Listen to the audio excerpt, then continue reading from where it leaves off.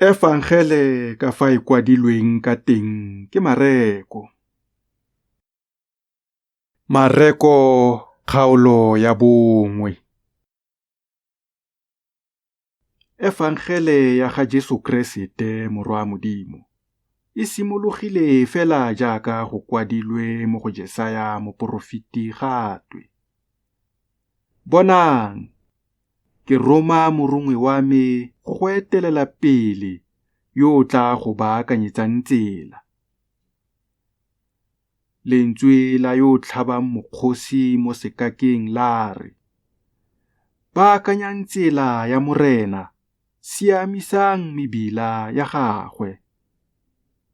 Johane o ne a tla jalo, a kolobetsa kwa sekakeng, a rera kolobetso ya tlhabologo go isa boitshwarelong jwa dibe.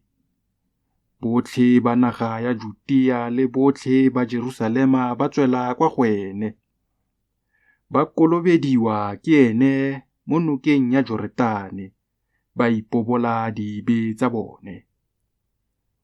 Johane o ne a apere kobo ya bobowa jwa kamele le moitlamo wa letlalo mo lethekeng la gagwe, a ja tsie le dinotshe tsa naga. A rera a re, morago ga me go tla yo o nang le thata bogolo go nna, yo ke sa tshwanelang go inama ka funulola kgole ya ditlhako tsa gagwe. Nna ke lo kolobetsa ka metsi, mme ene o tla lo kolobetsa ka mowa o boitshepo. Mo malatsing ao, Jesu a tswa kwa Nasareta wa Galilea, a kolobediwa ke Johane mo Joretane. Ya re a tswa mo metsing, a kofa bona magodimo a bulega le mowa o tswa teng, o fologela mo go ene jaaka lephoi. Lentswe la tswa kwa magodimong la re, o morwake yo o rategang yo ke go itumelelang. Jaanong mowa wa kofa wa mo kgweeletsa kwa sekakeng. A nna kwa sekakeng malatsi a 14, a ntse a raelwa ke Satane. A nna teng le diphologolo, mme baengele ba mo direla. E rile Johane ya sena go golegwa, Jesu a ya kwa Galilea, a rera efangeli ya Modimo, a re, sebaka se weditswe, puso ya Modimo e atametse, tlhabologang lo dumele efangele. Ya re a tsamaya fa letsheng la Galilea, a bona Simone le Andrea, morwa rraagwe Simone, ba latlhela letloa mo letsheng, gonne e ne e le batshwari ba ditlhapi. Jesu a ba raya a re, tlang lo ntshaleng morago, ke tla dira gore lo nne batshwari ba batho. Ba kofa ba tlogela matloa a bone, ba mo sala morago. Ya re a ya fa pelenyana, a bona Jakobe wa ga Sebetio le Johane morwa rraagwe, ba le bone ba ne ba le mo mokorong, ba roka matloa.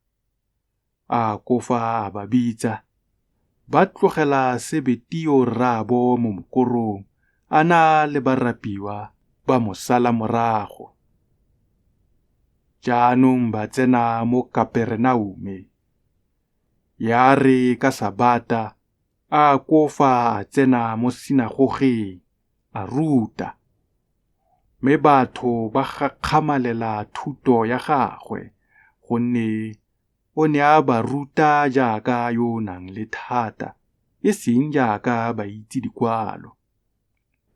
Ka motlha o ga bo go le motho yo o nang le mowa o itshekologileng mo sinagogeng sa bone, a goa a re, o na leng le rona, Jesu wa Nasareta?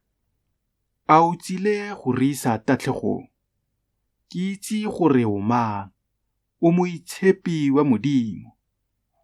Jesu a o kgalemela a re, didimala o tswe mo go ene. Ya re mowa o itshekologileng o mo rutla-rutla, wa goa ka lentswe le legolo wa tswa mo go ene. Botlhe ba gakgamala mo babileng ba botsanya ba re, ke eng se? Ke thuto e ntšhwa e nang le thata, le mewa e itshekologileng o a e laola, mme e a mo utlwa. Mme tumo ya gagwe ya kofa ya tswela ntlheng tsotlhe mo tikologong yotlhe ya Galilea. E rile ba sena go tswa mo sinagogeng, ba kofa ba tsena mo ntlong ya ga Simone le Andrea, bana le Jakobo le Johane. Mogwagadi a Simone a bo a letse fa fatshe, a tuka bolelo. Mme ba kofa ba mo mmolelela. Jesu a mo atamela, a mo tshwara seatleng, a mo kakatlolola. Mogote wa mo tlogela, a ba direla.